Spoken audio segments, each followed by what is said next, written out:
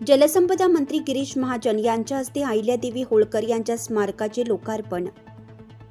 पुण्यश्लोक अहिल्यादेवी होळकर यांच्या स्मारकाचा लोकार्पण सोहळा आज सकाळी आयोजित करण्यात आला होता। नाशिक रोड परिसरातील दुर्गादेवी मंदिर परिसरात पुण्यश्लोक अहिल्यादेवी होळकर यांचे स्मारक आहे। आमदार गोपीचंद पडळकर यांच्या संकल्पनेतून सार्वजनिक बांधकाम विभागाने या स्मारकाचा जीर्णोद्धार केला आहे।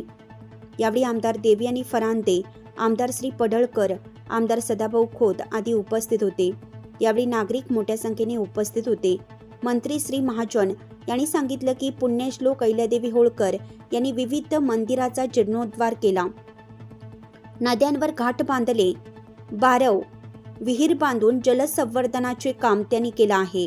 अमेरिकेत झालेल्या जागतिक पोलीस आणि फायर स्पर्धा 2025 मध्ये 10 मीटर एअर पिस्टल शूटिंग या प्रकारात सुवर्ण पदक विजेते सहाय्यक पोलीस निरीक्षक महेश गणपतराव हिरे यांचा आज दुपारी जलसंपदा मंत्री श्री महाजन यांच्या हस्ते सत्कार करण्यात आला।